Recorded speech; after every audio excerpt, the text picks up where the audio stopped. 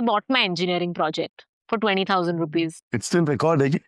So nobody from Cummins College of Engineering for Women, Pune, has gone to HBS. Your dream is nobody else's problem. Both my, partners had essentially just ghosted me.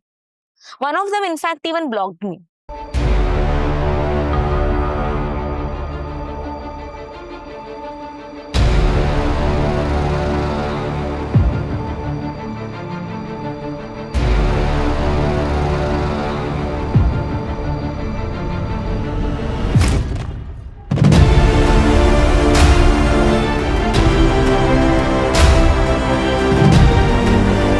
Hey, Prachi, how are you doing today? Very good, very good. Super excited for this. I've been waiting all week for this. I just want to give you guys a quick intro of who Prachi is. Where do I start? So you guys must have heard of Harvard and having a VC. VC is a venture capitalist, someone who invests in a lot of companies and things like that. So Madam G was a vice president in one of the biggest venture capitalists in India. So if I'm not assuming wrong, and I'm probably not exaggerating as well, to get her appointment or probably to get to talk to her, I know at least 100 people waiting to talk to her. At least 100 people in HSR layout with startup pitch decks. All right. She was that important person. She left that and she came down and she started off a school. And I wanted to homeschool my kids. And there was a pure, blatant reason. One of the biggest IB schools in Bangalore, which they say is a celebrity school and things like that. I was there in the school and a small incident happened. We're still doing the intro, okay? So, small incident. So, I was standing on a line to meet my kids' parents, and one of the teachers there told the parent of another child, "यार आपका child average है, तो उसको इस level में पढ़ाना बहुत मुश्किल है." And that hit me hard. Now, that is happening in a parents-teacher meeting in front of everyone. And that hit me hard, and I hope my kids are not going through the same thing as well. And I had a massive row with that teacher. Agar batana hi hai, take them into a room and tell. Don't embarrass parents in front of so many other parents by telling your child is mediocre. According to me, no child is a mediocre. It's the teachers who are probably... And these labels are also who defines that who's average in what. Exactly. And that is where Anandi caught my attention. Why? Because I saw an ad and I was arguing with my wife to get homeschool, and whatever you featured in your ad sort of coincided with my mindset, because right now everybody thinks, what is the future of a child? What are they studying for? Nobody knows. But the way AI is growing, not many people know if there's any jobs that exist today will exist tomorrow. So, but what you guys are doing when it comes to adding entrepreneurship aptitude from grade 1, if not earlier, if I'm not wrong. Grade 1, yeah. Yeah, from grade 1, your kids will start building a product mentored by the biggest ex-VP of a biggest venture capitalist firm, who will be mentored by people that she's come across in her life, all the biggest entrepreneurs and biggest names you can imagine, and you can see today in today's world. And that's what your kids get. And that's what Prachi is creating. It blew my mind, Prachi. And I think what you're doing, the vision, the love, the passion, and quitting such a well-paid job and coming here and starting this. I mean, look at this. My guys were saying this looks like a software company. No, but thank you so much for this introduction. I have never felt so good about our, end of the day as a VC, you would basically take like countless Zoom meetings. Yes. We would never see the 100 people waiting in HSR layout for a meeting. But thank you so much for such a kind introduction. But 100 is me being conservative. Huh? 100 is me being conservative. Trust me, is probably 10 times more than that. Yeah. All right, because you probably would never come across those guys. Yes, yes. Right? A lot of it basically gets filtered down. Yeah. Yes. So, okay, let's start.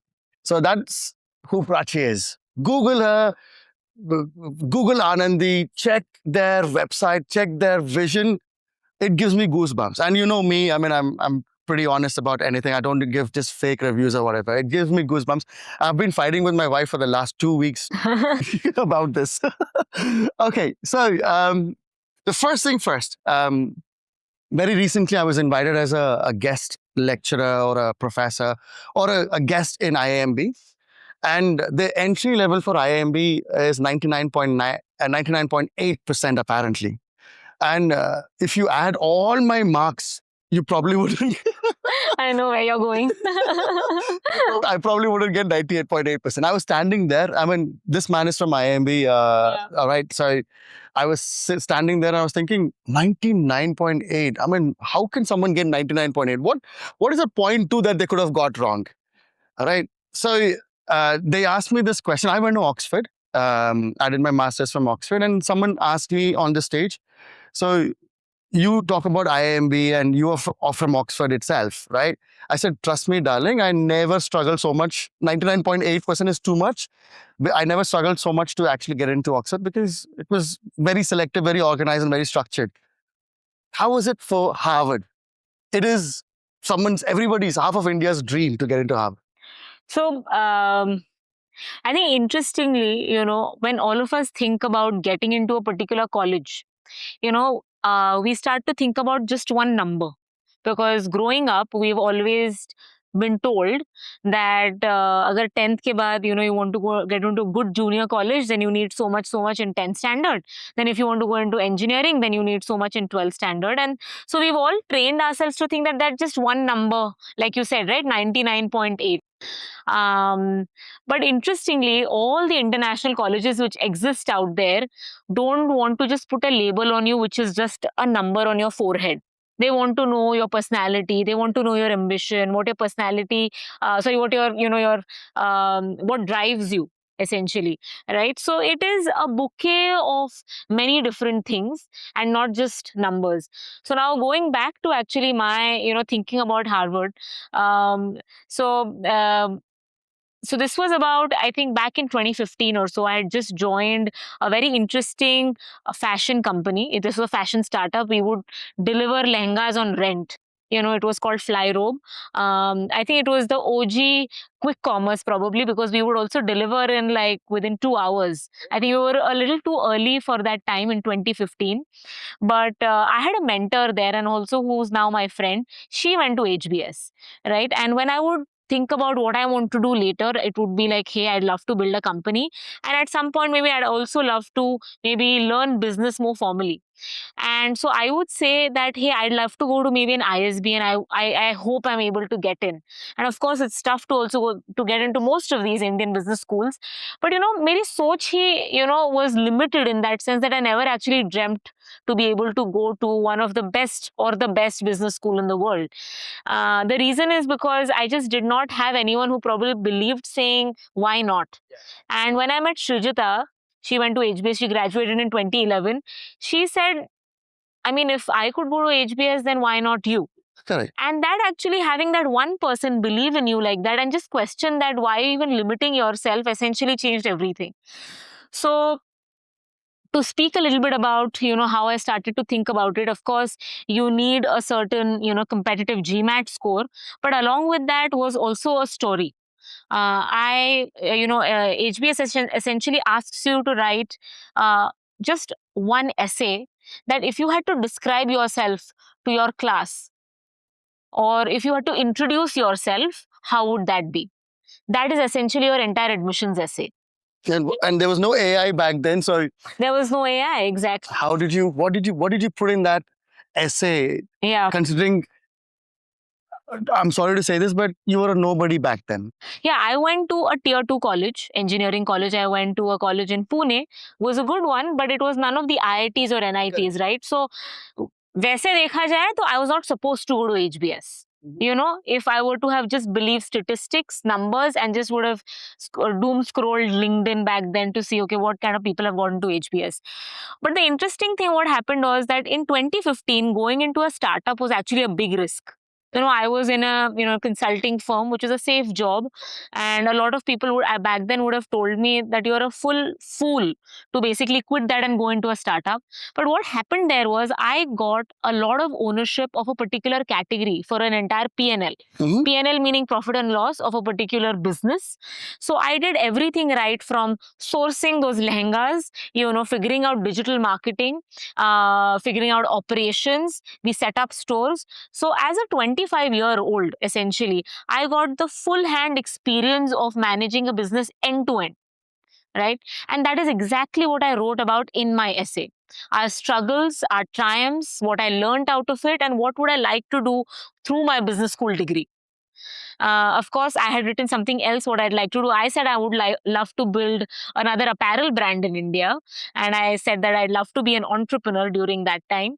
But I think coming back, that essay actually showed, a candidate, a woman who wanted to, become an entrepreneur and also was ready to take risks and was also given a lot of responsibility early on at the age of 25, because I was managing a warehouse of about 30 or 40 blue collar folks in Delhi.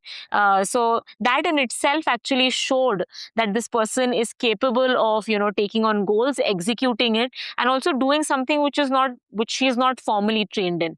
I think so. All of that put together, of course, and with a recommendation, a good score, got to my dream university. But truth be told, I think it's always everyone's dream university. I had only applied to HBS, by the way, because at the time there was this company, is still the company called Rent the Runway, which is very similar to the Flyrobe concept. And there were many other female entrepreneurs who in the apparel space who had graduated from HBS while starting that company. So I was so inspired by Harvard that I was like, if agar business school jana hai, to bas HBS hi jayenge. And fortunately, that worked out and I was accepted. Was that manifestation? I mean, I didn't even know of manifestation as a word, But you believe in it? I think if you really want something to happen, and of course, if you're smart enough and hardworking to put in the effort, I think it can happen. And if you dream about it all the time, and if that's what you want, and you truly want it from... If you truly want it, exactly. I think that is very important. Because agar aise dekha jaye to, nobody from Cummins College of Engineering for Women, Pune, has gone to HBS. So if I would have just looked at the rear view mirror to figure out what is going to happen in the future, then, I wouldn't be sitting with you here. Well, yeah. Maybe, we never know. Maybe you would have taken a different direction on, Yeah. But were you a bright student? So yes and no. I think there was a curve. I think so I changed about 8 schools growing up because of my father's transfer of job. No, but he used to work for a corporate company where he joined as a like a service mechanical engineer, like an entry-level job. And the way to grow in that job was essentially to change your office every other year. So I've gone to school in Bombay, Pune, Bangalore, Hyderabad, Jaipur, Delhi, Nigeria, Lagos. Oh my God. Yeah, so all of these places. So oh my God. So I did start off as a bright student, I would say, on paper. I was always the good kid because if you're the new kid, if you're the good kid and the new kid, you can stay out of trouble. But that changed quite a bit during my engineering time. I was not a good student or a bright student seeing my engineering degree marks. And how do you define bright student? I mean, is it marks or is it traditional? Like, I think I probably took the traditional route of answering that. I think I was always somebody who would love to do things like conferences or fests in college. So something a little more entrepreneurial, working in a team, working on something new. But by the time I got to engineering, I think I had just lost interest in sitting in a classroom. And I didn't really gel well, or my teachers didn't like. Did you bunk a lot? Yes, a lot. I think that is also the reason why I was probably not liked, Did you have a lot of attendance shortage and... Yes. And were your parents being called for meetings and things like that? I think by college time, I think they don't bother your parents so much. But there was an attendance shortage. Did you fail any subjects? I did actually in second year of engineering in network theory. I did. And then I cleared it the next semester. Were you what, ENC or? I was. Me too. I was Electronic ENC. and telecommunication, second year network theory, first semester. Whew, Yes, the worst subject on this planet. Yes, I Yeah. remember. Well, I failed as well many times. But anyways, I I shouldn't think be saying that sitting in my school right no, now. but I think I was just saying this to my students yesterday. I said the only evidence that you're learning something is your failures. So let me give you one more example. I did finally graduate with first class, with honors or distinction, but I bought my engineering project for 20,000 rupees. It's still recording. You know, and I actually am very honest about it, even during our school webinars, by the way. That is one of the stories I actually start with, because that is where the traditional Indian education, sort of ended the journey with me. And that is how I was pushed in the professional world. That's going to go viral. I'm just thinking about that. Well, I mean, there is a full flourishing industry in Pune, which is and selling projects to fledgling and struggling graduates like mine. It's a multi-million-dollar industry. Probably. Yes, Yeah. I mean, not only projects. I think you can pretty much buy anything. You can probably buy birth certificates and marriage certificates or whatever. Yeah. But the thing is, that proves the point that you're sitting in probably one of the most, massive campus school, and yet you bought your engineering project. So probably who did their project back then are going to come in as parents to get their kids admitted to. Possibly. Right? So that's the difference between a front bencher and a back bencher. I was always a back bencher. I was not even a back bencher. I was outside bencher. People never allowed Not even me. in the class, yeah. They never allowed me in the class. My dad, he was quite a powerful person in Bangalore back then. He was a government official. Right. Amount of times he's battered me because to be able to just because the amount of complaints that used to go home, and he used to be always like, "Yaar, pakka tu mera bachcha nahi hai. Huh? How can you be my child?" But you know what's the best part? That actually molded me to become an entrepreneur. That carefree, that take the risk attitude. You do have that. You have a certain energy about yourself, which I can imagine even back then while you got into trouble, you probably had a way of just getting you to motivate yourself through it. But it doesn't happen with all, though. I think I graduated feeling very demotivated. Achha. With like buying the project and just about getting out of engineering, which I didn't enjoy. Well, I never was a good student until I met a good teacher. So when I went for my master's abroad, I keep talking about him everywhere, like the mentor you have. I have a mentor. Have you seen the movie Black Panther? No, I haven't. You don't watch movies? No? Okay, anyways. I'll watch it today. You should. Yeah. There is a suit that they wear in the Black Panther, okay, which when you shoot that person, it converts that kinetic energy into electric energy, and then he uses the electric energy to shoot back. Interesting. Okay. All right. This is it's not a real thing, right? It is Marvel. Fiction. Marvel, it's Marvel. But this thesis was written by this person. And I was his boss in one of the companies. Interesting. And he was sitting behind the CEO. I was a chief data officer. Okay. He was sitting behind the CEO. And he had a Caribbean look. I mean, he's from Caribbean, Nigerian Caribbean. So you remember, I don't know if you guys know, they wear these Caribbean necklaces. Interesting, okay. The color necklaces, orange, yellow, green. He was wearing that and he was sleeping and snoring. I didn't know who this guy was. And this was someone you managed, basically. That was my first day at office. Right. He was a chief data scientist and I was a chief data officer. So I was his boss. Yeah. And I was literally thinking, why is he sleeping there and he's snoring as well? But nobody seemed to care what he was doing.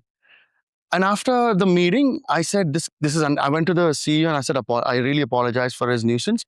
I'll make sure he's intimated of his, whatever he did. And this is unacceptable. Krish, calm down. Do you know who this guy is? I said, no. Google his name. If you talk to him and if you make him feel bad, this will be your last day. Oh, wow. Okay. He has 7 PhDs. He is the president of Mathematics Association UK. He is the professor in Oxford. So when I was managing him, first 1 hour I tell him what to do, and the remaining 8 hours he tells me what to do. So I became his mentee instead of mentor. Interesting. Yeah. I learned a lot. And he taught me how to learn. Hmm. And That's a very important skill. How to learn, how to enjoy learning. exactly. Yeah. He said, Krish, you overcomplicate things. Yeah. The aircraft carrier in UK, the UK Navy, is designed by this guy. And his name is always on a plank right next to the Queen's name on every aircraft carrier Wow. in UK. And he said, I designed that using Excel. Using Excel? Excel. He uses nothing other than Excel. He's designed some of the best AI models in the world using Excel. His job was to give me this Excel document with the model, and my job was to convert it into Python and whatever. Interesting. Yeah. Okay. So that shows that education and technology or anything that we build, we sort of overcomplicate it. And what he instilled in me is look at a problem at the capacity of the problem. Don't blow it out of proportion, right? So maybe when you passed out of your engineering, you probably didn't know about Harvard. You probably didn't know what your future was going to be.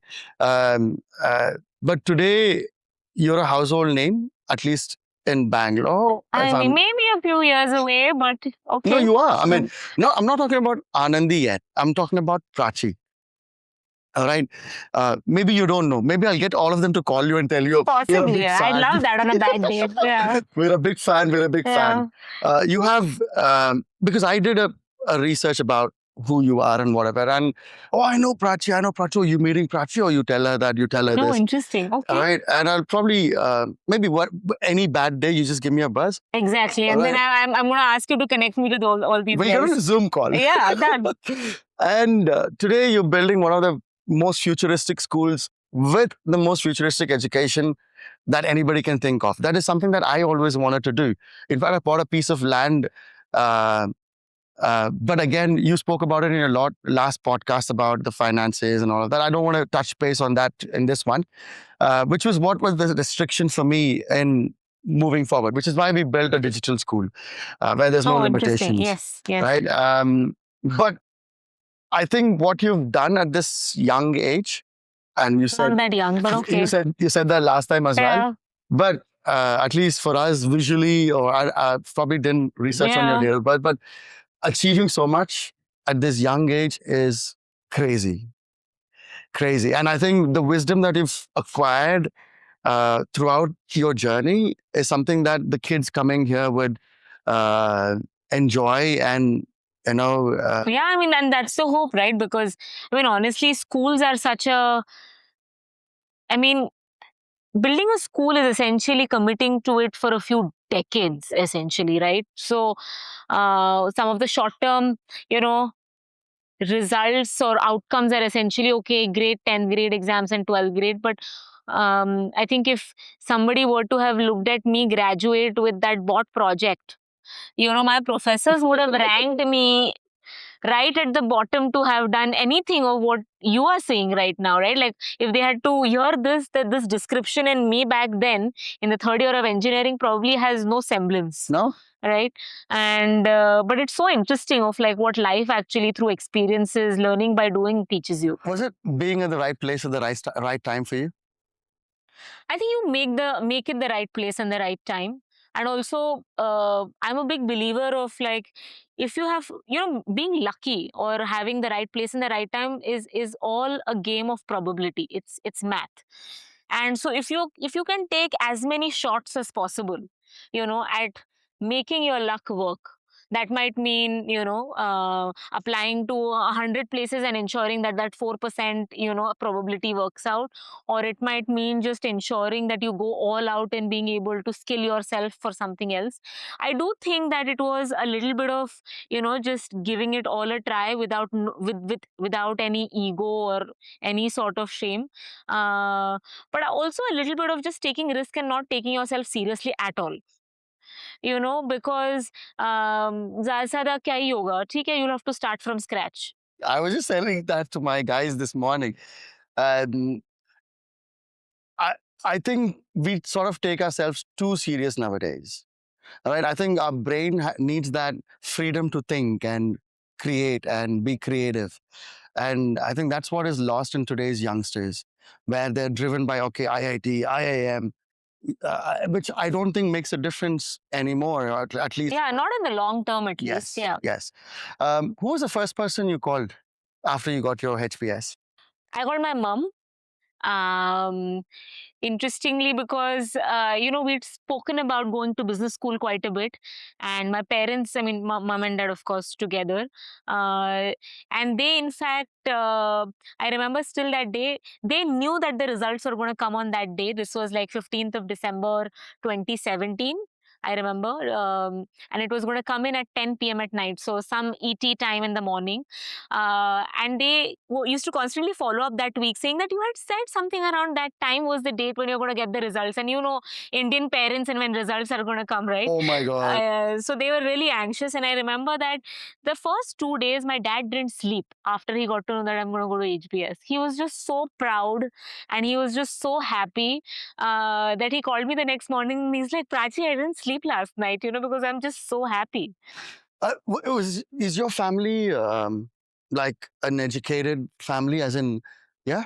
So, to give you some sense, Anandi is the name of actually my great grandmother who started a school in our village, and it still stays a not for profit school, which is the only school still in that small little 2,000, 3,000 population village.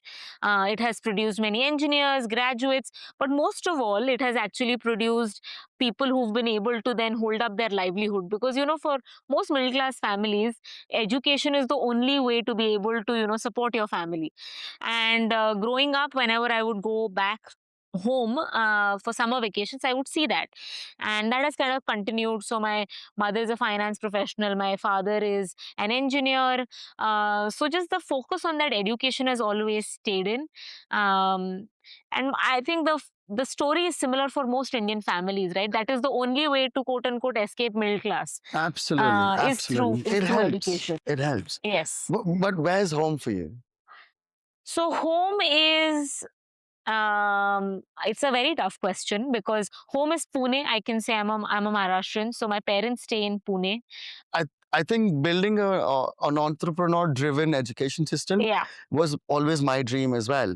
Right now, we have a different model where we have a success-based model where you start earning and then you pay And us. then you basically pay back. Yeah, yeah. So that is why we're getting a lot of traction. But we are bootstrapped, so we've not raised any capital, and so yeah, probably soon we'll see. For Wonderful. Taurus. Yeah, We want to wonderful. grow, and I think we've been doing quite well. But I think it's time for us to expand everywhere. And especially with something which is more like digital in that sense, has that power to essentially open access across, right? Absolutely. So for example, for us at Anandi here, our radius is 20 kilometers, right? So the flip side to it is digital, which is, there Absolutely. are no boundaries. Absolutely. And did you always wanted to get into education, or was it? Actually, wanted to get into education. Did I want to build a school? No. The entire thought was that I wanted to bring this field model that I had learned at HBS at Harvard back into just education for for school going children. That was the broader thought, and the question was, what is the best way to be able to do it? And I think the best way to truly imbibe any sort of learning is to do it with a must have product or a must have thing in your life, which is a school. You can cut down on classes, dance classes, Olympiad classes, weekend workshops, but you never cut down on school. And if that is the way you start to learn, if that is the way concepts are actually introduced to you, then the whole learn by doing philosophy is not just something which happens on weekends, it becomes a way of life. Absolutely. And so then thought, agar ye karna hai, the only way to do full justice to it, honestly, is then to build a school around it.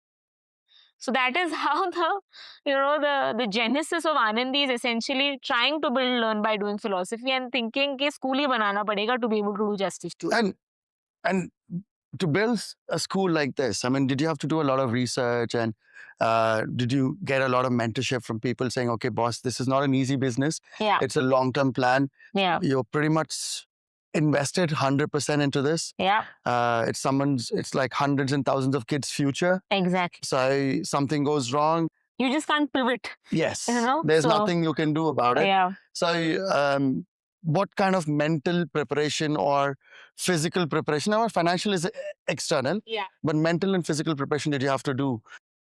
So I would say that so two things. One, of course, we've all been consumers of school education, so we kind of know how it works. So you have a broader sense of कि एक building लगती है, you need a playground, there's something related to regulations and so on and so forth. So you definitely know that that is something that you would have to do. But then I spoke to a lot of entrepreneurs in education. There was, of course, a venture back home that I had seen. I had seen Pratham, build Masters Union from scratch. So that kind of warmed it up for me and also made it a little less daunting. Right? Because otherwise, when you see a full building, you feel like, oh my God, how am I even going to do this? And the other thing about entrepreneurship generally, or me also as a person, is that I don't think I fully analyze things to an extent that it takes the excitement out of you. Because if you analyze anything to a level of detail, people will tell you why you shouldn't do it. Because, at any point of time, people who are troubled speak a lot louder than the ones who are probably happy. Right? The complaints are louder in that sense. So I think at some point, I just felt like I love this enough and I'm just going to go for it. Now, there will be 100 different people who are going to tell me ki mat karo, and there were 100 different people who told me, but then I'd made up my mind, so I was just like, I'm just going to go for it. And do you repent the decision? I don't. Some days? I think so. So there are days when I feel a little troubled by certain aspects, right? And I do think about, I wish I would get more time for the reason why I started a school. So when we have brainstorms and discussions about the kind of projects our students going to do, I absolutely love it. Even if it's anything related to it, might be documentation for it, it might be interviews for it, jo kuch bhi, because that is, that was the fuel of wanting to do this. But maintaining a physical space is a death by 1,000 cuts. Okay, you pani nahi aa raha hai, genset hai, then there are everything related to permissions, etc. All of those things are like 100 different things. So when I'm marred by that and I don't get to do the actual fun stuff around, doing the whole curriculum part of things, that is when I feel, when am I going to get to do this? And does this mean, running a school? Well, I think it's a one-time thing, right? Once you have the team set up and you have all the permissions sorted out. And at least with the kind of bureaucracy in Bangalore, getting everything in place quickly is probably unheard of. Yeah. I mean, so that's what motivates me. It's one time. So that, chalo, ek baar ye kar lenge, then I'll get to do the exciting stuff. I love the name. Anandi. It sounds Tamil for some. I mean, does she have a Tamil? In Marathi also there are many. Anandis. Yeah, Anandis as a name is popular. Anandi is a very common Tamil name. Is it? Yeah. Anandi Bai Joshi was also the first female doctor from India. She was she was Marathi, but anyway, I mean, she was Indian. Wow. But yeah. So Anandi, as a name, just generally, I think in India, it means a lot across many different cultures. I think there might also be a lot of Gujarati, and I think there is that. Yeah. Did you get any sort of pressure from anybody to keep it a bit more Englishy name kind of thing? No pressure, but like a lot of people did critique it, saying that what does Anandi have to do with the learn by doing field model and learn by doing philosophy? It's not modern enough and so on. Greenwood, Harrow School. Yeah, XYZ International School. So we are also just called Anandi School. We're not called Anandi International School even. We're just a learn by doing focus school. Let the work speak for itself. And Right? rooted in India. We're in India. We are on off Sarjapur Road in Gattahalli. We're very India. You know. The day you're able to mention the Gattahalli, you're a true Bangalorean. Yeah, did I pronounce it right? Wow, perfect. Okay. Yeah. So I mean, there is no point trying to say XYZ International and so on and so forth. Awesome. And look, you've also stayed abroad, right? I think over a period of time, all our parents, much like you, who've been exposed to foreign education, high quality education, there is a certain sense of pride of India actually, more than anything. So the XYZ International School, that doesn't feel aspirational in any way. It's like once you see it, you know what it is. So you're not aspiring to be a Exactly. exactly. Okay, guys, I'm sorry we've put our feet on, both of Yeah, us. me too. Feels good. Now we can talk business. Yeah, now Alright? that we're comfy. Yes, we can talk business. My feet wasn't reaching the ground. So anyways. So I think I sort of let you go with some easy questions now. All right. So now we're going to make it a bit more fun. Okay. Fun for me, not so much fun for you. Okay. But maybe I think it'll keep it easy. So you were a VC, right? You were working for a VC and you were head of seed investments. Yeah, like so I would focus specifically on consumer. Yeah. So you would come across a lot of pitch decks on a day-to-day basis. Yeah. All right. Yeah. We do at least like 5 pitch meetings a day. With the founders. Yes. Okay. And these are new founders. Okay. I mean, we'd also do portfolio meetings in the day. So there are 5 net new pitches selected, to meet every day. What would these founders have to go to come and stand in front of you and do that pitch? Is it like anybody, okay, come on, let's do it? Or so generally, there would be 2 ways to essentially, get to this point of being able to pitch to somebody in the building. One was either you apply to, surgeahead.com. So Surge, which is the Peak 15 or erstwhile Sequoia Capital India's seed fund accelerator. And so you apply either on the platform and then it would essentially go through a few levels of, filtration just through the application. And then the select few would meet with us, or if somebody comes through a recommendation, which is one of our founders essentially knows someone, or they have written to us and that email looks interesting, the idea looks interesting, the pitch deck is crisp enough, and that's when then we would respond. If they've reached you, yeah, what percentage of that would actually get the check? Would get the check? I think about 1 or 2%. And are you the villain in the room? Yeah, at times.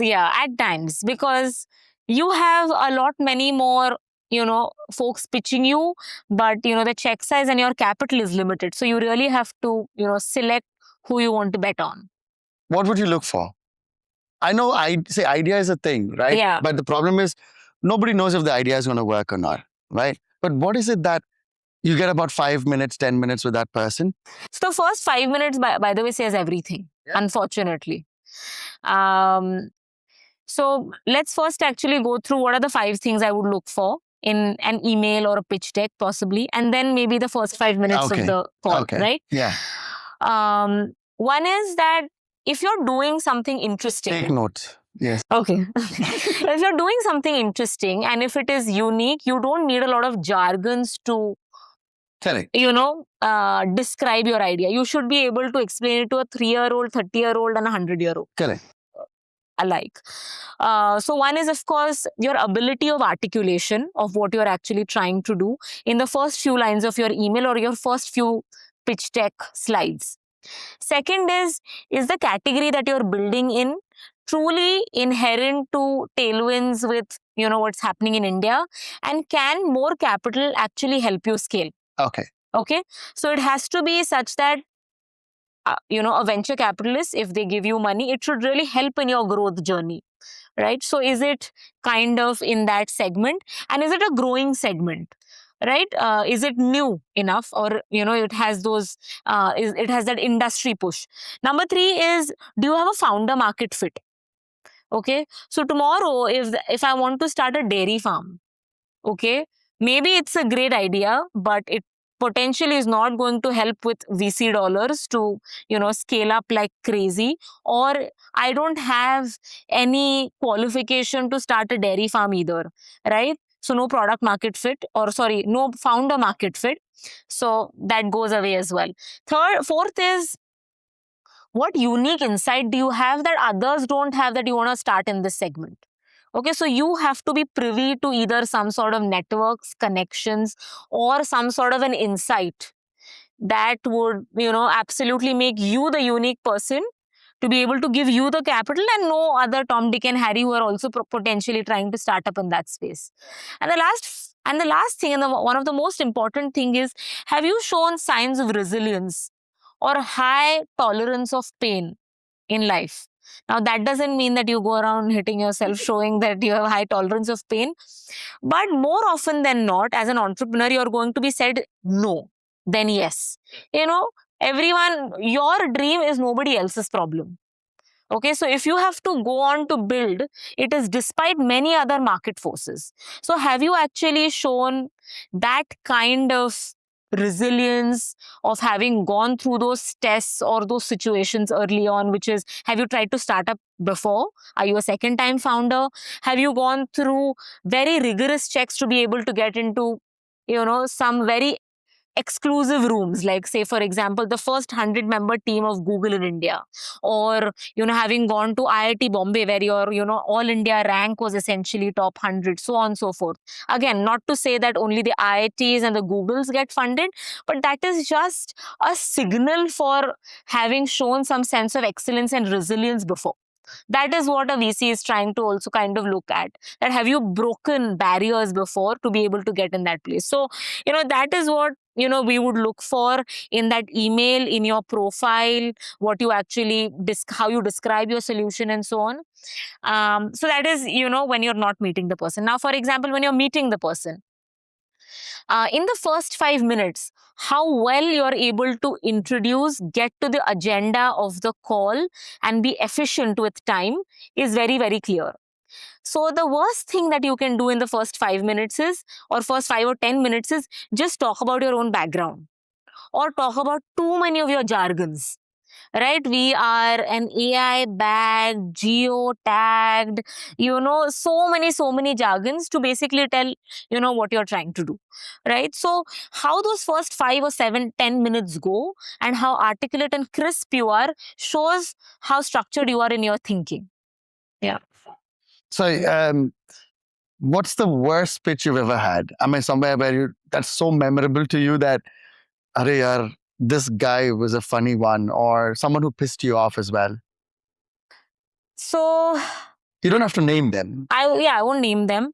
I won't say there are, there is one or the other pitch which stands out, because it does go through a lot of filtration, right? So by the time it essentially comes to a VP or a partner, 1 or 2 people have already met. But I'll tell you a few, faux pas or, things that were kind of amusing. One, we generally have 30-minute pitch meetings. Okay, so the way to think about it is, you have the first 5 minutes of pleasantries. Oh, hi, I'm VC. Hi, I'm founder. La la la, all of that. And the last 5 minutes are essentially for next steps. The 5 minutes before that are essentially for your questions from the VC. So what you're left with is 15 minutes, almost 15-20 minutes, not more than that, right? So I have had meetings where we are on the 25th minute and the founder is still talking about their background.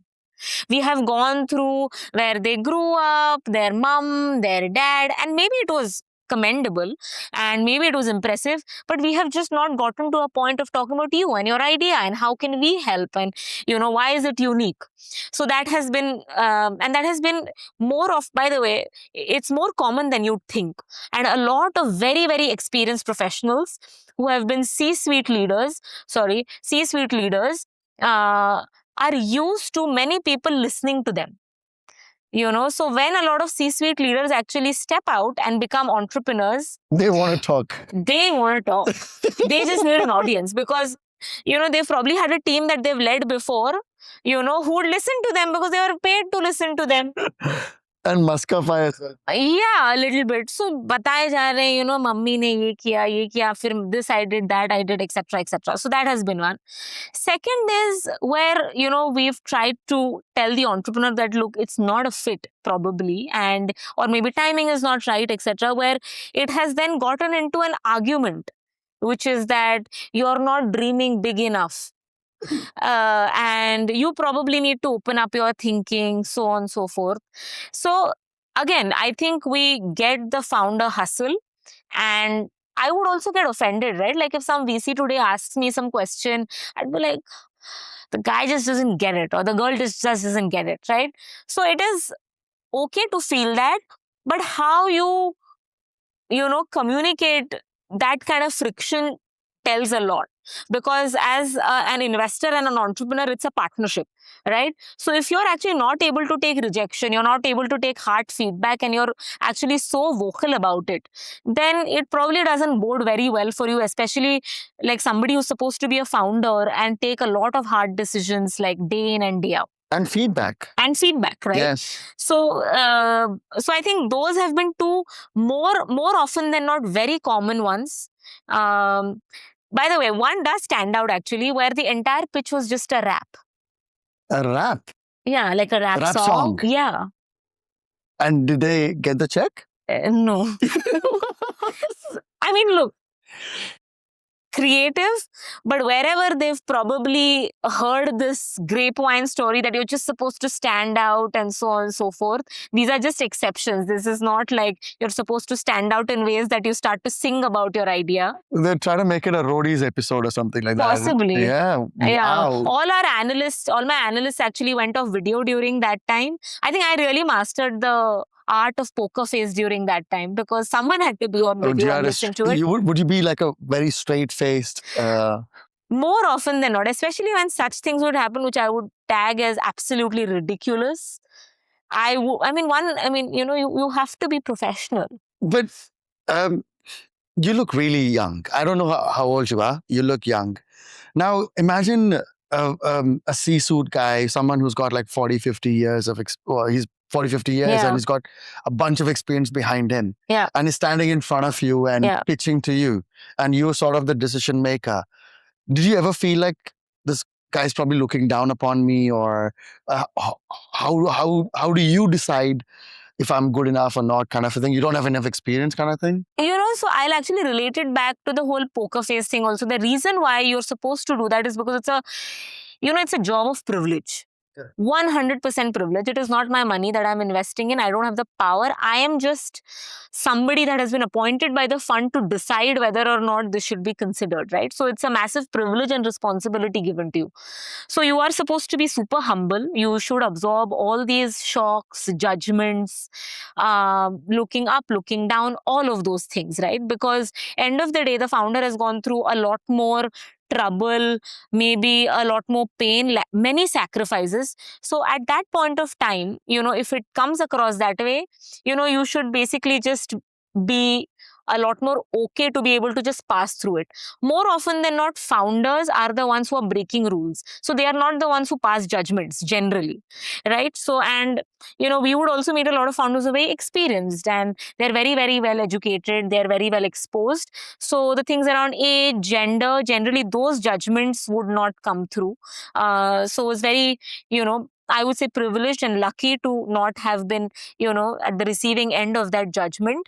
There would be judgment in case if you've not done the work and you ask stupid questions as a VC. If you're not going to do the homework and come in front of a very, very experienced person and then ask some basic questions and then not having done homework, then I absolutely deserve to be judged.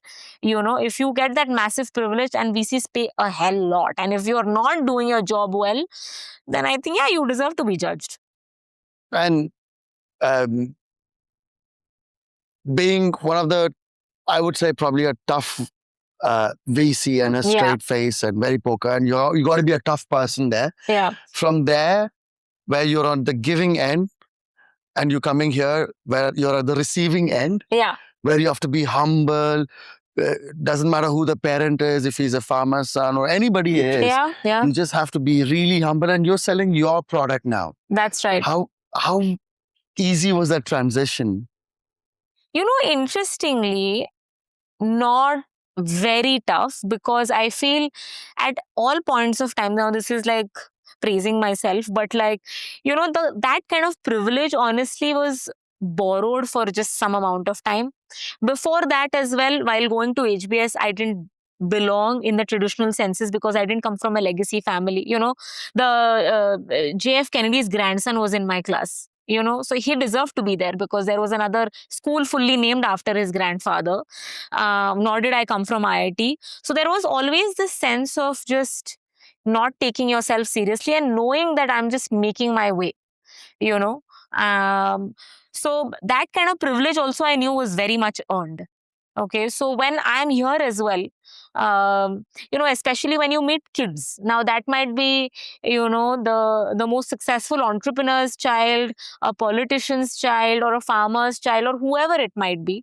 When you see a child, they're just children, right? It's hard to basically, have any kind of inhibitions, assumptions, especially in the field that I am in.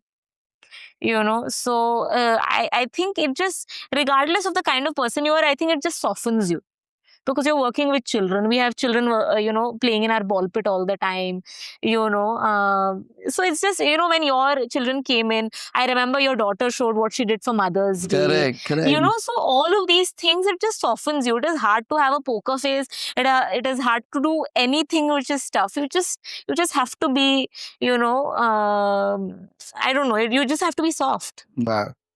Did anyone ever try to bribe you, or, wait, it doesn't have to be money. Yeah. It can be anything. Like, hey, Prachi, let's, I probably want to buy you a nice dinner, or get, nice flowers, or any kind of bribes Yeah. to get into your good books when you were at the VC. A little bit, but I would say that even when they would try to offer us, we would absolutely say no. Even like free samples, we would not take from. Even if we are evaluating that, we'd say, look, we'd love to just buy it and go through the entire buyer experience. So being part of that team actually means that you have a lot of privilege in terms of how you represent the firm as well. Right. And my mentor, who's also on our board, actually, Mr. Rajan, he's a man of great work ethic. Okay. And I think that is where we would, we would learn a lot of these things, where you have to be dispassionate in many things, but also, passionate and warm in some parts. So it used to always be a balance. But at any point of time, a founder should never feel that someone was unfair to them, because any which way, when you're trying to build a company, most things are against you, against all odds. You should not add another lever of things being unfair and tougher for them. Correct. Okay. What was your um, toughest day at work so far throughout Like your in journey? life, Yeah. I would say this was last year sometime. And so what had happened is that, so by the way, we work on a model where we partner with real estate folks, because we want to focus on education and we want to take on a building and so on. I don't want to buy lands and I don't want to build buildings. That's not my forte. There was a time when both my term sheets for 2 schools fell through. So before that, of course, I'd raised some capital, and I was like, yeah, I'm going to start 2 schools, one in Bombay, one in Bangalore. And there was this time, actually sometime this time only last year.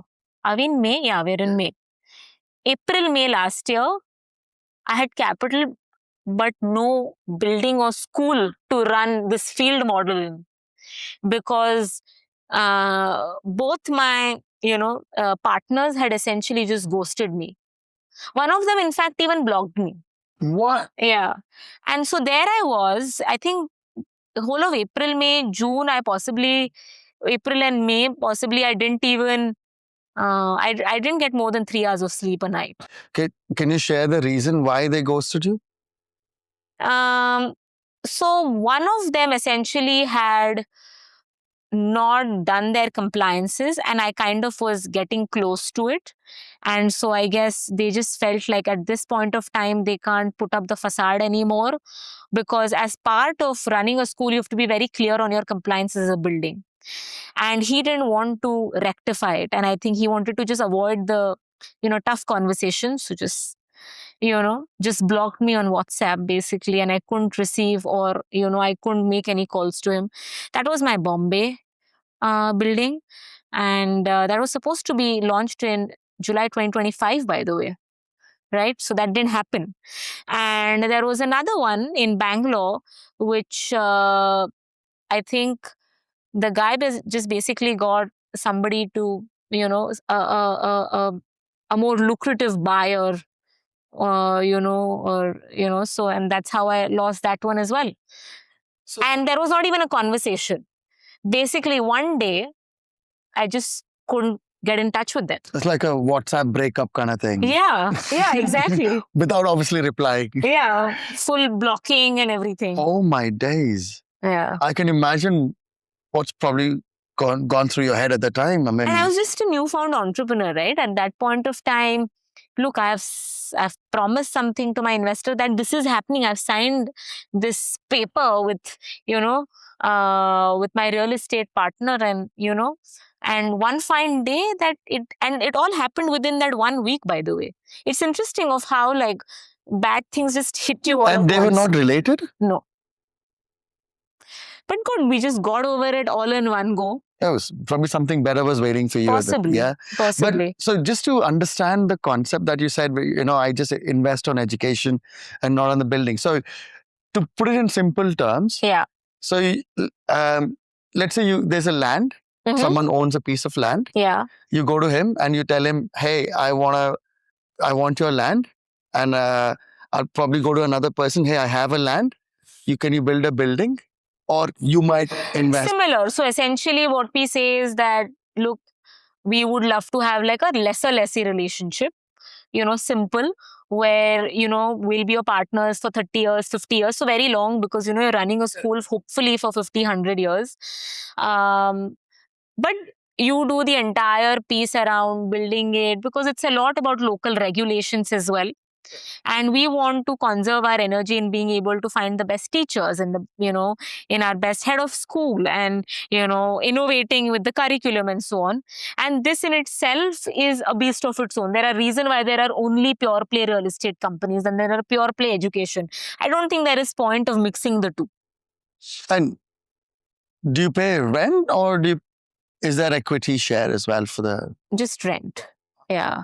Just rent, so that it is easy for them also to just see where their investment is coming back. Well, I mean, obviously you would have done your compliance and your paperwork and legal and all of that, but is there a break clause in the agreement at any point? So there is supposed to be a lock-in period, and that in itself also we keep very, very long. So the lock-in period is 15 years. Achha. Yeah. Because we want to ensure that, at any point of time that there is no breakage in the commitment from our real estate partner. Awesome. This is going to be the first year at Anandi for you, right? So at least in Bangalore. What are the kind of questions you're facing from the parents? I mean, there must be, because it's a big, big decision for any parent, including me, I would say. Yeah. What's the toughest questions you're facing from parents, and how are you managing so far? So there are, I would say there are 3 types of questions, okay? So one are very basic, hey, what's IB, and how would the curriculum work, etc. It's all table stakes. So, those are very easy to answer. Number 2 are essentially about this new model and then the new year of, Anandi and so on. So parents would often ask us, what are things that could go wrong that we are not seeing? So those are the kind of questions, like why the field model? Because the field model in the school format has also not been done before. So there is just a lot of newness, okay, new model, new building. And the other category of questions is, why are you doing it? You were in venture capital before. Like, who starts a school? So they're also, some of them find it exciting, some find it a little odd, that what's her motivation even to start a school. So these are the, a few questions that we get. The tougher ones are the ones which are probably just not asked, and are questions in their mind, where they've probably not been able to find.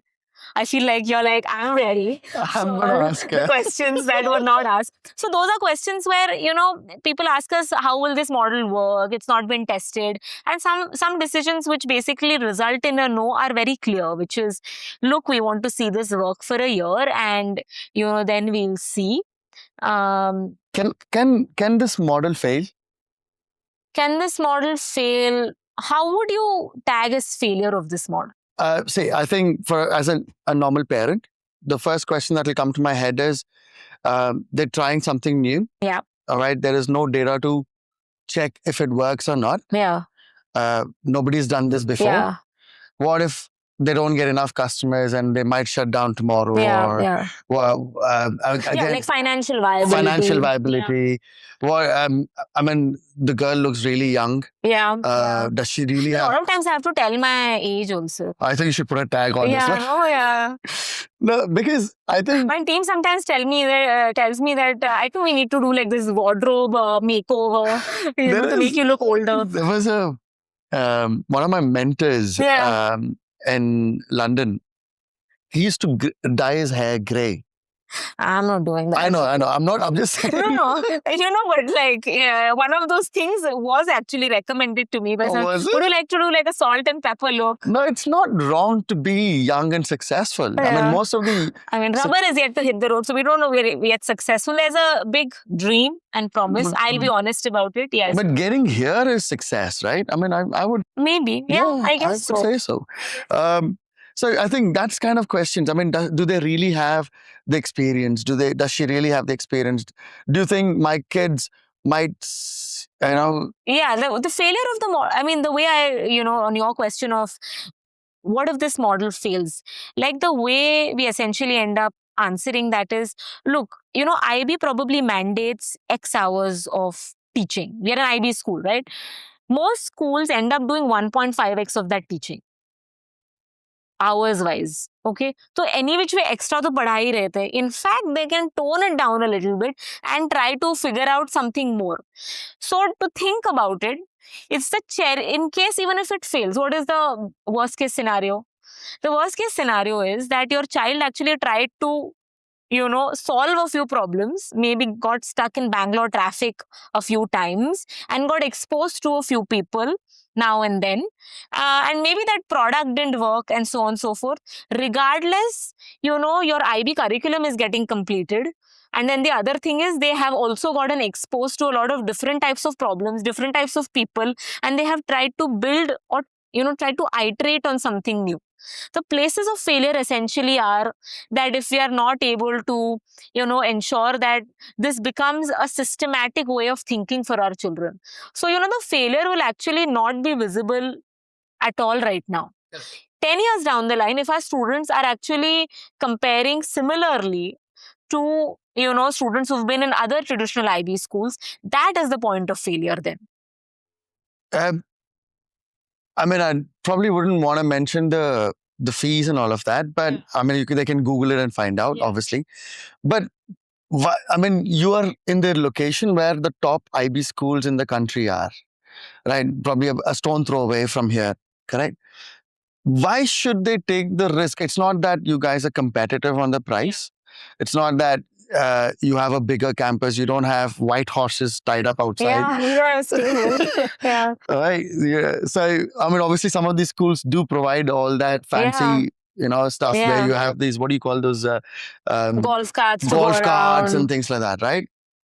Why Anandi? Why should I come here? Yeah. Why can't I just go to the G school or the I school or the T school? Oh, good one. Good way to tag them. I mean, honestly, very valid, right? And especially this is like your most important decision for your most prized asset, your child. And I think it all depends on what is the vision for your child's education, for you as a family. And for some, it might be that I want to send my child to Kendriya Vidyalaya.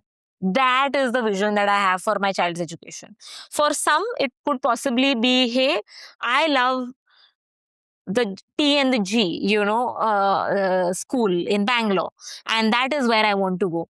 But most of the families who come to Anandi, honestly, are are like early adopters. You know how that adoption curve is? And I think you should put that infographic here somewhere through editing, which is that there are these early adopters and then there is a chasm in between, which is that it becomes when it becomes mainstream. I think we'll never become mainstream.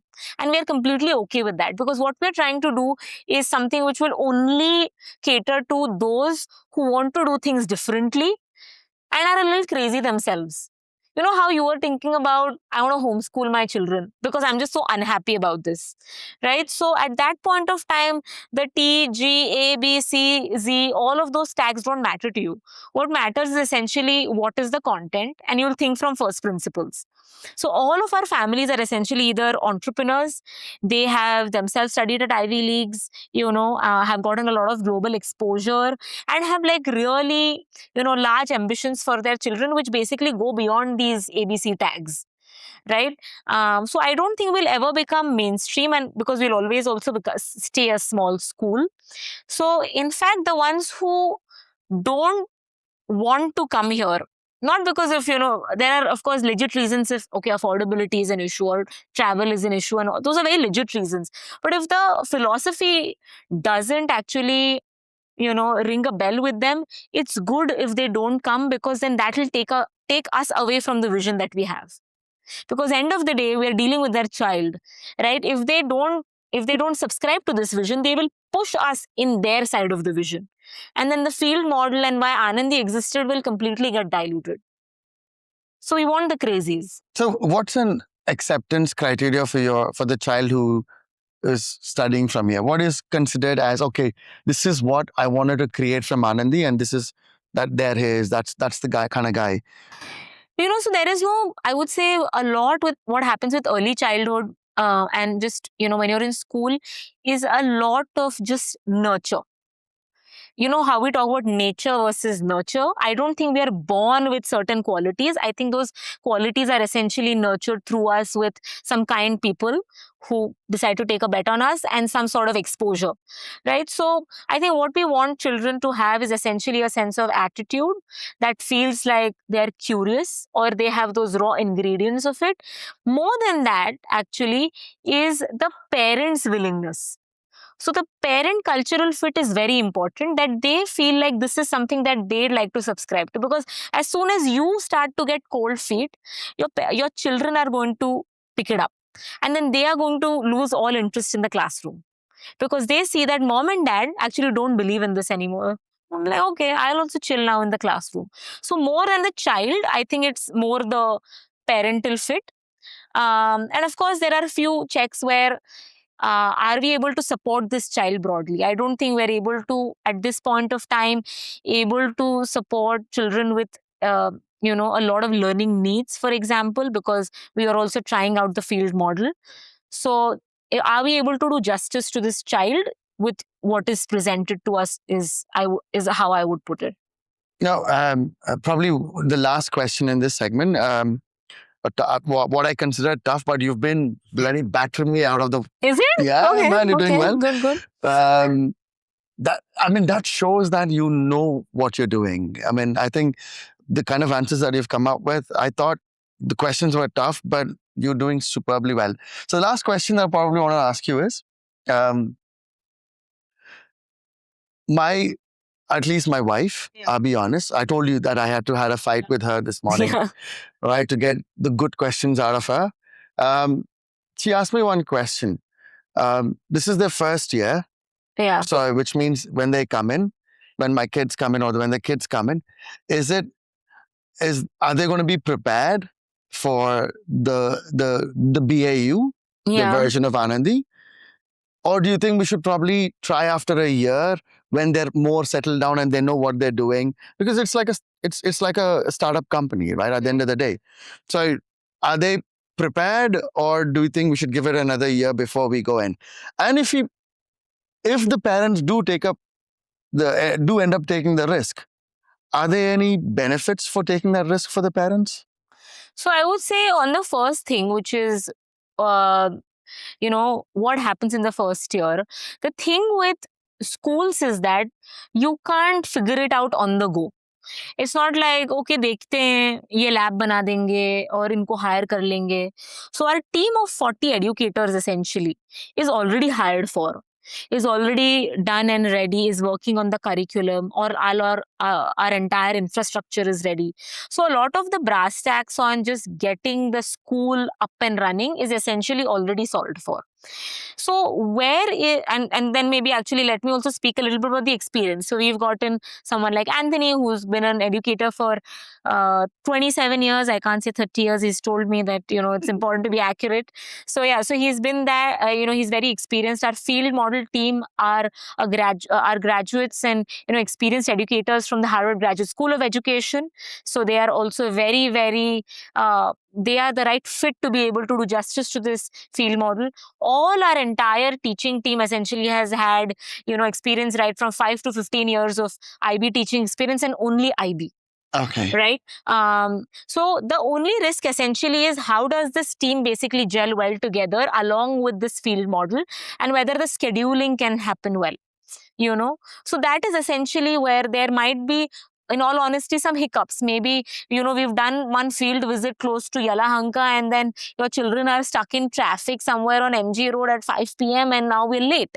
I think some of those things will happen, and that is the commitment that we have to make, that we will try to minimize that, but also willingness from the parents, and that, look, we are trying to take our children out of the campus because we think that is the right thing to do. And so if there are some external forces which were hard to foresee, do we have your support? I think that essentially then ends up becoming a little bit of, that is the only risk. But I can tell you the best time to enter a school is the first or second year, because I today know every child's name, their interests, mom and dad's name, and they are going to be the most special cohort ever.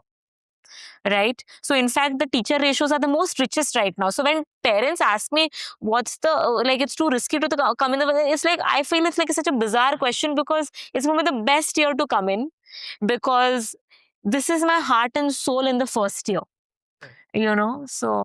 And you can actually spend time with the founder more, pretty much on a daily basis, if not, because once this becomes popular, like the G school where my kids go, we don't meet the founders. He comes in a helicopter. Oh wow, there's a helicopter. He comes in an helicopter or a Rolls Royce or something, and he walks in like he's going into a palace. And we have to, the people who are paying the fee stand up like all the dignitary, of the little town. And we get to, and in sports days, we don't even get to get chairs.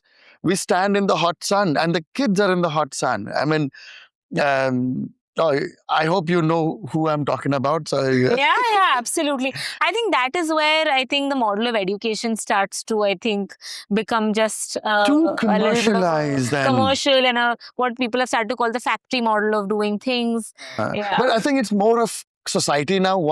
If you live in an affluent society, my son goes to the I school, my daughter goes to the G school, my granddaughter goes to the T school. It's more than education. It's all about the societal pressure. And when you sit in a group, I go to the I school and we pay 28 lakhs, or the whatever are those numbers, because that's what your status is, right? So that is what I used to have a serious problem with. And I think that is what we might actually be able to break through, especially with our families, because they are genuinely the early adopters. None of these things matter. They won't be questioning the fact that, this is an Indian name of a school. What does that mean? Is it fancy enough for us? So that's actually, in a way, self-selective in some senses, so that we only get those who truly believe in Anandi and its model. That was something that first caught my attention when I saw the ad as well, and before we came down, that really caught my attention, and then the ad itself and the model itself and things like that. Okay, We're back. And we have a very, very special guest here, Tony Wright. I've been calling him the Madhavan of India, or the Madhavan of Cardiff, sorry. Yeah. Or Madhavan of Gattahalli as well. Madhavan of Gattahalli as well. So on my way here, someone did actually ask me, who's that handsome man on that Royal Enfield? That would be me. So anyways, so this Tony Wright is the principal of Anandi School. He's predominantly from UK and Cardiff, if I'm not wrong. Cardiff was university, but born and brought up just outside Liverpool. Oh, wow. So when I first went to UK, Liverpool was my first destination where I landed. I have a funny story to mention. So first week of my thing, in Liverpool, they have a thing where you have a Monday nightclub and a Tuesday nightclub and a Wednesday nightclub, and you end up meeting the same people in every nightclub. So we used to do that on Monday to Friday or Saturday, Monday to Sunday, actually, because they party every day. And one of the days we were walking back home, and I'm an Indian product, brand new in Liverpool. A bunch of guys held on to us, and they said, sing the Liverpool anthem. All right. I didn't know what Liverpool anthem was. So it was me and another guy from Tamil Nadu and another guy from Mumbai. I said, boss, I don't know. I landed day before yesterday. Forgive me. The other guy also said he doesn't know. But the third guy, the smarty pants, he started singing My Heart Will Go On. And he had about... You know the song? I do The know the song. Titanic. Yeah. And he had about 3 bottles land on his head and with 16 stitches on his head. So it was rough. But anyways, that's not what we're promoting. But acts of violence. No, but Tony has been, this is your first year at Anandi, if I'm not wrong. Correct, yeah. Why Anandi, Tony? I think having spent most of the last 10 years here in India, recognizing the fact that education is important and that students value good education, but also recognizing the fact that the IB philosophy, which I'm heavily invested in, has been watered down somewhat because of the pressures of society. The fact that pretty much everyone in India has come through a CBSE, an ICSE, or a state board education means that there's a focus on exams, and academic rigor is seen as, the most important thing, but that's exam rigor. And recognizing that there's a need for skill development, for understanding life and real hands-on learning.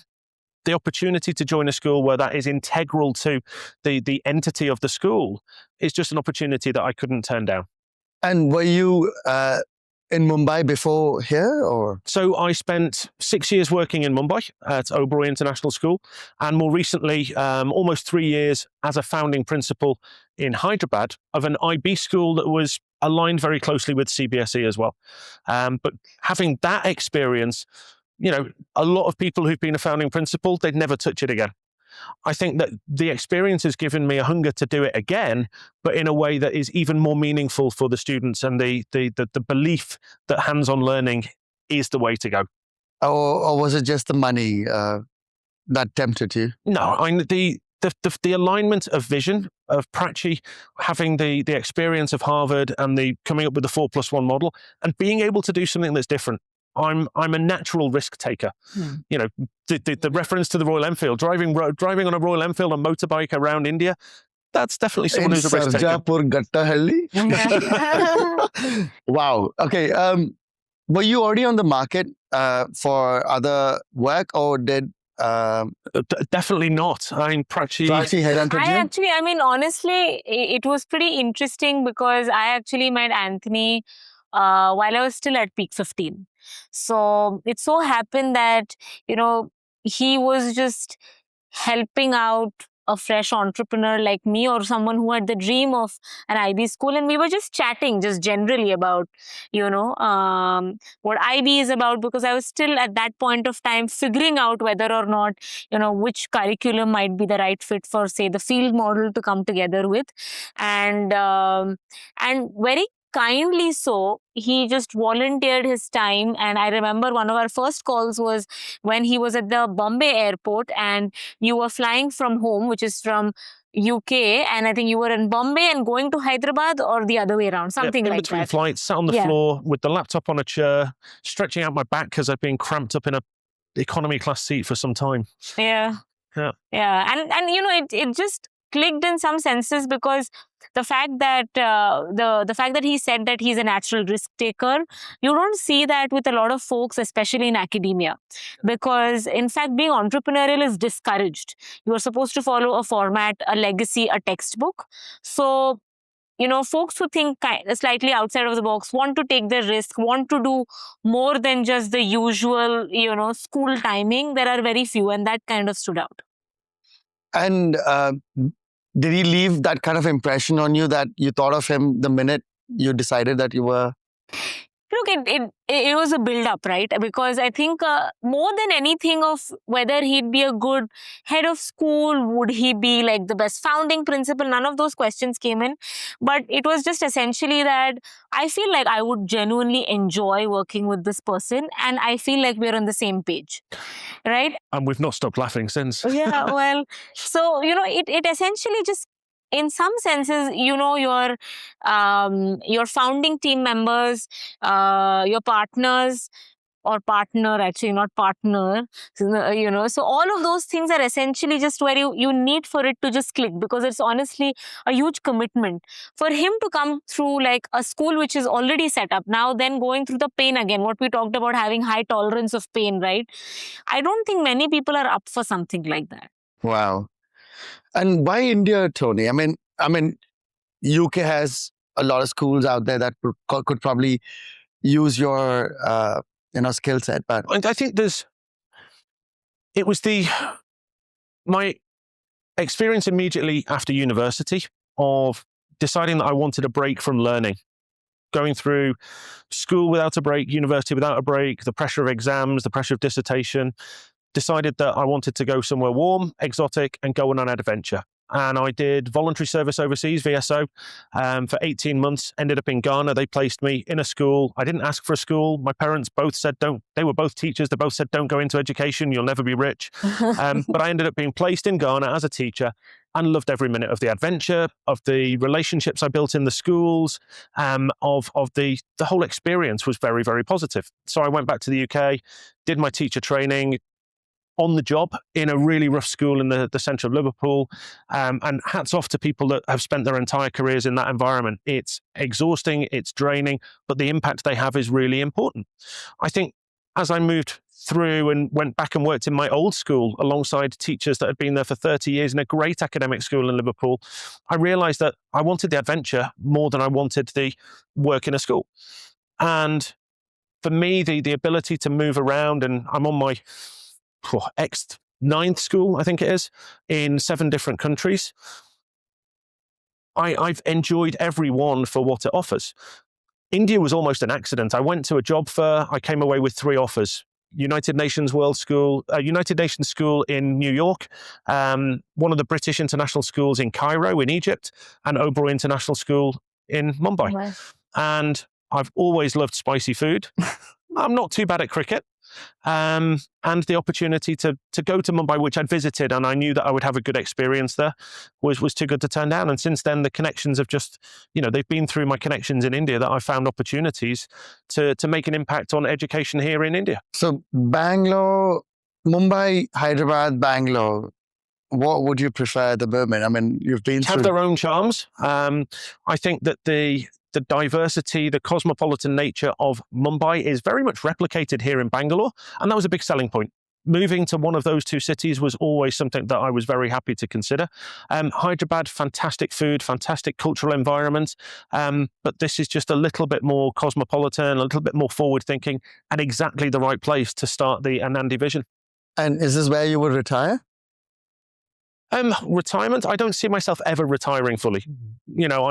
I saw my dad retire at the age of 60, and it was a challenge. More than retirement, would you spend your olden days or I'm only 46. It's a long way. But like I said, let's say another 30, 40 years from now. Look, I will be international for the rest of my career. I would see myself here for a very long time because the vision is a really it's different, it's special, it's going to keep me hungry because it's going to evolve faster than any other school. I'll tell you evolves. why I'm sorry to cut you off, but I'll tell you this because this question has been running in my head. Yeah. No offense, but you part of the founding team, sort of, at the moment. You're a founding principal, first year of your school. So you're a white man in Gattahalli, in Sarjapur. So you become an identity of the school. So I'm G school, the T school, and the I school. They don't have Tony Wright there. All right. So you become an identity of the school. We want to go to Anandi because we have I'm thinking like a normal common man, a local common man here, or because they have a UK-based principal out there. There's someone from UK is coming, so he's going to bring in a lot of culture. He's going to bring in a lot of learning capabilities from UK. So now, does that put a lot of pressure on you to be here for a longer time, and mainly you as well, because you're tagging Tony to Anandi at the moment, and he would become an identity. And this is one of the questions that came from this morning's argument from my wife. Yeah. And it also comes from the parents. Parents who are interested in the school ask how long I'm going to stay. So long as the vision is evolving and I'm evolving with the vision, so long as the excitement factor of working on projects that keep me engaged and interested in the same way we want the students to be engaged in their projects, I'm going to be around. And this is different to all the other schools that I've worked in. It's got that excitement factor, and it's got the understanding that the world is changing and evolving, and it needs to change and evolve faster than schools have managed to do to date. So I think I'm going to be around for a long time. Where? See, the other thing also is that there is a lot of responsibility on schools as an employer also to ensure that the journey of professional development for all of their academic leaders continue. Right? Which is, if you were to think about a usual company, like a corporate company, you basically start, let's take VC. You start as a junior analyst, associate, senior associate, VP, principal, partner, senior partner, whatever it is, GP, etc., etc. There are many different levels. As against, in terms of at least being able to take on new challenges, if there is at least a new curriculum, new model, maybe there is some sort of an expansion, maybe you're taking on goals which are very, very different every single year, that builds at least some sort of an exciting professional pathway for any professional. Now, that could be somebody who's a teacher, that could be somebody who is a car mechanic, that is somebody who is probably, a software AI engineer at Google. Everyone needs progression. Right? So I think there is a little bit of that shared responsibility that if there is a commitment, say, from an educator, then the school management should also think a little bit about how can you keep continuing, and I think somewhere we also have to give that kind of professional comfort to because if you want your child to be a lifelong learner, that means your teachers should also be lifelong learners, then they should be also ambitious.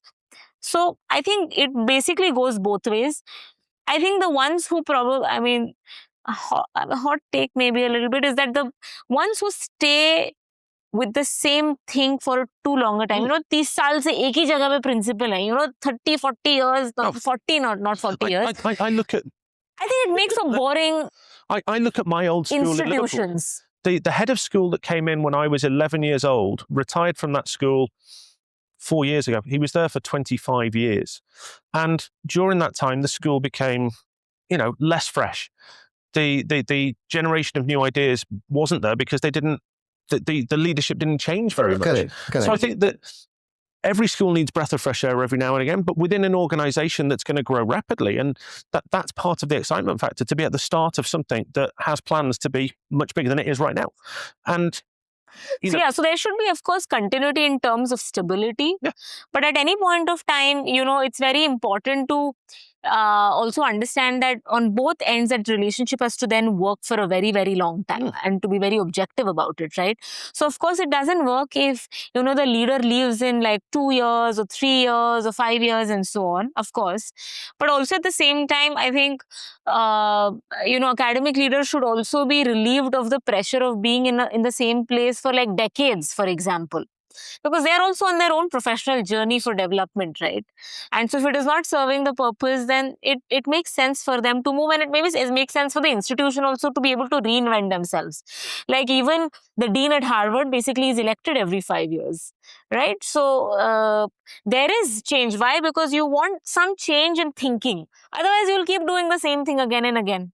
And I do the same with a lot of middle leadership positions in school. You know, my heads of department are typically on a 2 or a 3 year contract where they have to reapply after that period of time against anybody else in the team or anybody else that's coming in, so that we get fresh ideas. And I think that's really important in a forward-thinking environment, that you are incorporating new ideas.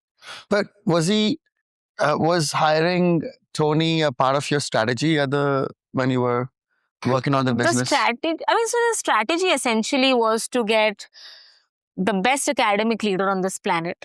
Now, of course, it's not like thousands of options are falling on me, and then, whatever I could do in my capacity to explore. That was number one. And second was anybody who would essentially, very selfishly, this is the most important role for a school. Correct. Right? So somebody that I think would not mind the push and pull, and also I would enjoy working with, very selfishly. Right?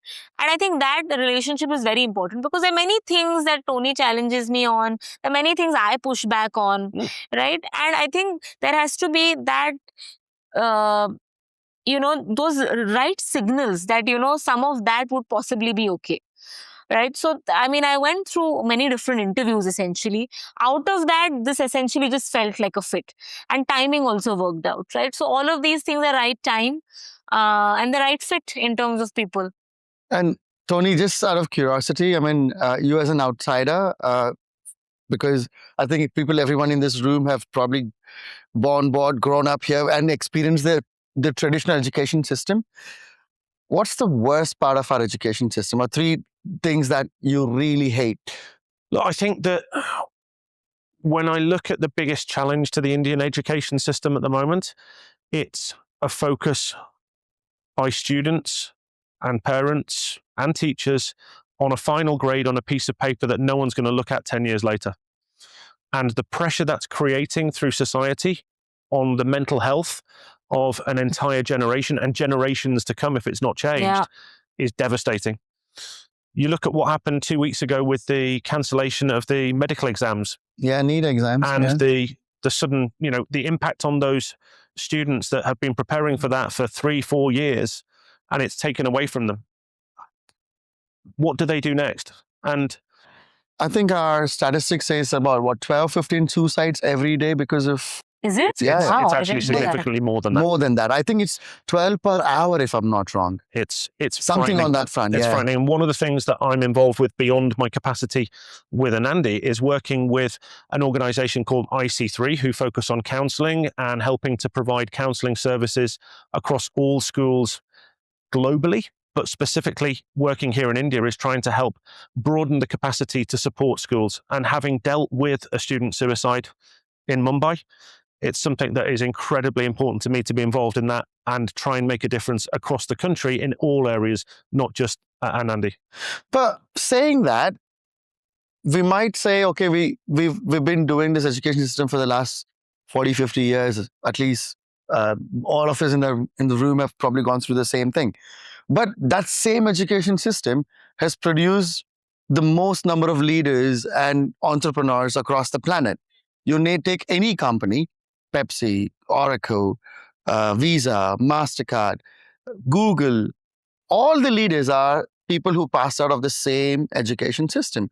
Does that say that actually works? Because we have evidence to prove that actually works. Yes, maybe pressure. Because also it was the only education system which existed. Most of them, one might say, are successful despite of that. I think we have a lot of entrepreneurs, we have a lot of global leaders, but that was the only system essentially available.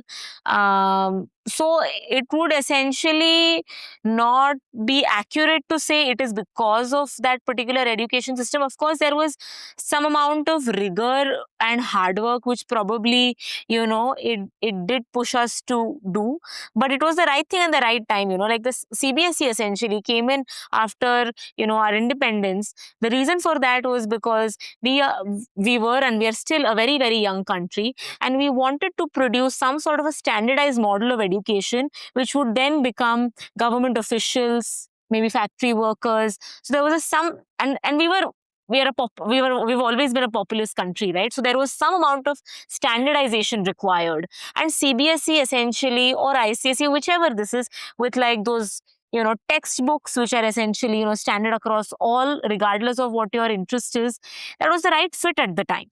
I'd like to add that I think, for the right young person, that's still not necessarily a bad pathway if they are really fair. built for the rigor of those exams, the exam pressure rigor.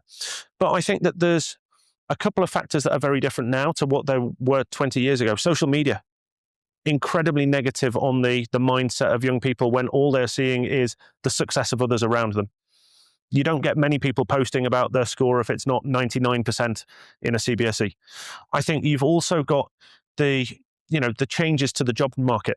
Automation, artificial intelligence are impacting job prospects massively for India's middle class. Oh, big time. And I think that there's not enough being done. Even though the NEP 2020 for 2025 implementation, even though it's brought a lot more positives in terms of critical thinking, life skills into the CBSE learning, it's still nowhere near the approach of the philosophy of an IB curriculum. And the times have also changed, right? Because now there is a lot of democratic access to many platforms which can help you pursue different types of careers.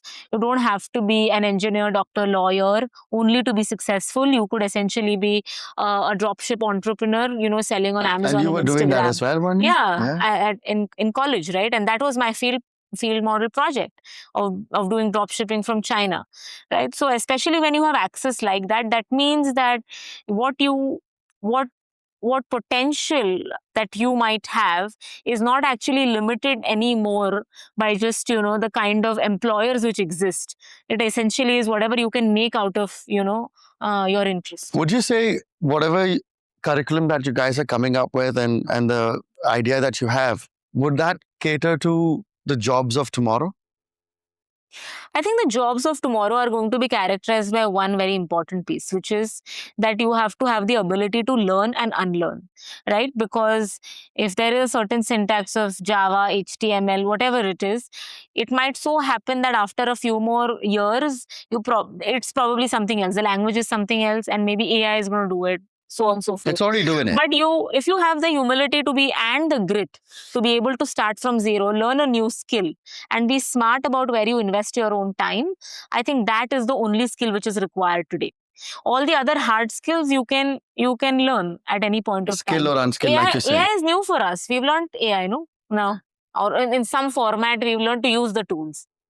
No, absolutely. But the only thing is, nobody knows what the jobs of tomorrow is. Yes. And yet, we are in that rat race of trying to prepare for it, the NEET exams, the IIT JEE exams and things like that. So nobody knows, because right now, the engineers who are existing, the top engineers, yeah, I'm talking about some of the biggest, Microsoft, Samsung, AWS, they're losing jobs in numbers. Like, I'm not talking about small numbers, because most of these guys come to me. I mean, you probably see the next episodes that's coming up. I'm talking to the managing director of Accenture, Microsoft, all different areas of business. Right. We're losing jobs in big numbers, and it's not on the media yet. Right. These are silent layoffs. Yes, there are new jobs being created, but a middle class guy, the minute he gets 30, 40 lakhs income, the first thing he's going to do is buy a house, put his kid into an expensive school, buy a nice car. All right. And now these guys are, there was an incident very recently, Oracle, someone who's just come to us for placement. The guy went into work in the evening, and in the morning when he went back to work, they've revoked his access That's how he found out he was fired. That's very unfortunate, actually. And it's happening in crazy numbers. I do think, though, in some senses, that this is a temporary adjustment with AI. Like every single time when there has, imagine when the railroads came in, or maybe, there was a new form of energy source and so on. There was a temporary adjustment, possibly, and then people moved to more higher order jobs or higher order thinking, right? So, I mean, in that transitionary period, people go through periods where they have to reskill themselves. A lot of venture capitalists also will lose a lot of money because you just don't know who the winner is going to be, right? So a lot of those things will happen, but then we will evolve into a much more, I would say, a place and maybe a job market which essentially lets us do even better quality work. No, and something that's unknown to us today. Yes. Yeah, something's going to evolve for sure. We are human beings at the end of the day. All right, awesome. Just with the respect to time as well, I have the last section. It's called the rapid fire, or no, let's say not more than rapid fire. Let's do truth or dare. Oh no. It's going to be a simple one. I'm not going to make you do some crazy stuff. Okay. So the first one, truth. What is the most awkward thing? And this is for you, Tony. What's the most awkward thing that happened to you in a professional setting that you've never told anyone in 60 seconds? Well, other than the very direct questions from parents about my personal life every now and again. That was me, by the way. I would say leaving a class unattended because I've had toilet troubles. Oh, wow. Yeah. I don't normally confess that one. Yeah. Okay. But that's part of living internationally. Yeah. Wow, very nice. Loving spicy food. Yeah, wow, it could be. So what do you genuinely think of a startup idea that someone in this room has pitched you? Honestly, like, not diplomatically. So let's say I'm pitching an idea to you. Yeah. As me as a person, Krish, what's going to be your first feedback to me? For a particular idea, or Irrespective of the idea. what would be my feedback? So If I like, don't know the idea, how do I get feedback?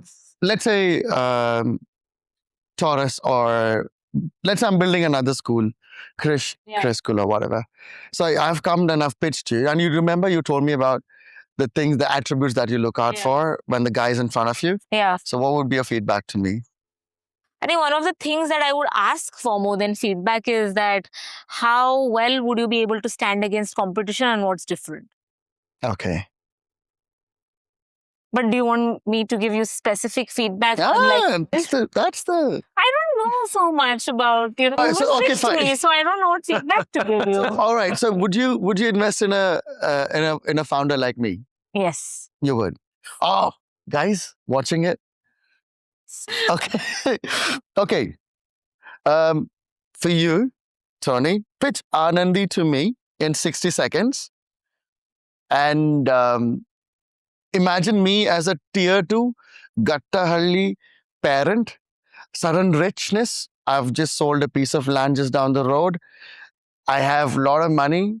So I'm, day before yesterday, I was, sowing seeds in my land. And today I'm here in Anandi, potentially one of the biggest schools in Bangalore. Now, what would you tell me? I think firstly, it's making sure that you're very clear on what it is that we're offering, and making sure that your mindset is ready for something that is different. I don't know. I want my kid to go to if you're not clear and certain, a rich person's school. And that's the point, because we're not just on a sales pitch. We're very much on alignment. We're looking for parents and families that are really aligned with the fact that we're doing something different, because so many people say they want something different. They want to improve their child's fate. But if they're not of the right mindset to do something that's different, the battle that they're going to run with us to try and go back to what they are comfortable, and it comes down to psychology. Parents are more comfortable. It's not the rapid fire you were looking for. No. No, I'm getting the answer. Yeah. Fair enough. Yeah. But it's about mindset. If you're ready for something that's different, then this is going to be a great fit. And then we can get into the nitty gritty of what we do. And is that a message that goes out in your advertisements? Look, it self-selects actually, that kind, because we're not talking about, hey, get your child into IIT. We're talking about, okay, your child will be building this project, every semester, every year. So for the ones who probably think, oh, this is just a waste of time, they anyway don't walk into the door. Right. And then after a point, like I was telling you about the right fit for the founding set of families. And I think that might be part of what makes us different, is that you walk into many schools and it's about the pitch. It's about what we do that's really great for your family and will change your child's life. But if that mindset of the family is not the right fit for the school, it's never going to work in the long term. Awesome. All right. I think that probably, I think conveys the message. Okay, for both the guests, I've skipped a lot of questions with respect to time and things like that. You did have a lot of questions, I'll give you that. When I read through them, I'm like, I've not covered. My question was 2 weeks or 2 hours of recording. Okay, both guests must describe their career using only hand gestures in 30 seconds. So maybe a quick gesture of what you have done or what you're doing at the moment using. And where are you right now? We're just going out. Wow. Okay, that's positive. For me, there's a lot of that. Wow. And then just count the white hairs. Being an educator, there's a lot of stress. But there's a lot of fun as well. That adds a lot of trust as well. I'd also probably point at the laughter lines. Yeah.